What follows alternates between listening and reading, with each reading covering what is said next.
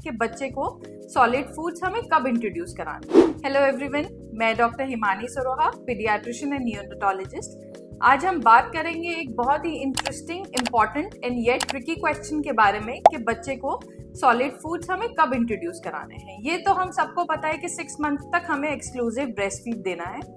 After that, after 6 months, we have to introduce the solids to the kids। तो हम उसको कैसे introduce कराएं? 6 महीने तक बच्चे की बॉडी, बच्चे के डाइजेस्टिव सिस्टम इतना रेडी हो जाता है कि वो सॉलिड फूड्स को डाइजेस्ट कर पाए।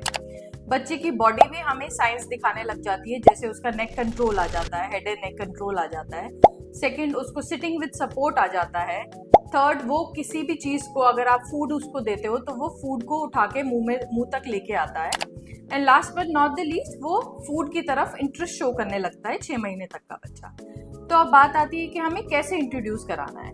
हमें सिंगल इंग्रेडिएंट के साथ इंट्रोड्यूस कराना है। आप शुरू कर सकते हैं मैश्ड फ्रूट्स के साथ, जैसे कि बनाना या फिर प्यूरिड form of Apple.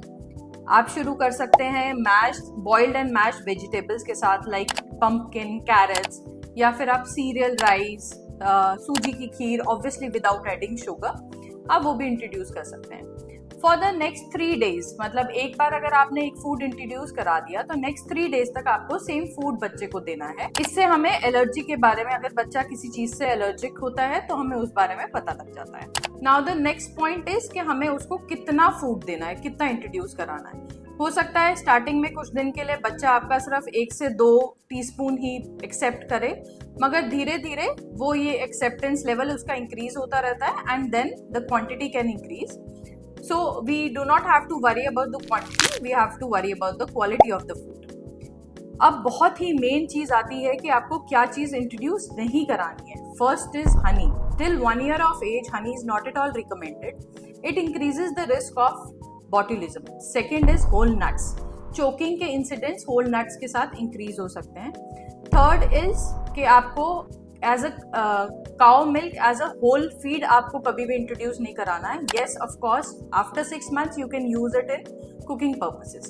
And the last is salt and sugar. We do not have to introduce salt and sugar till 2 years of age. अब उसके साथ मेरे को मदर्स बहुत सारे क्वेश्चंस पूछती हैं, उनमें से 2 मेन क्वेश्चंस है कि मैम जैसे ही मैं आप बच्चे को मुंह में फूड देती हूँ तो वो रिजेक्ट कर देता है। तो दैट इज एब्सोल्युटली नॉर्मल। उसको फोर्स मत करो। Try again and again in an hour or 2 hours and this. And the second most important thing is you have to introduce water. After every feed आपको sips of water बच्चे को देना। I hope this video helps you। और ऐसी और videos आगे देखने के लिए प्लीज शेयर करें, सब्सक्राइब करें हमारे चैनल को डॉक्टर्स बाइट। Thank you.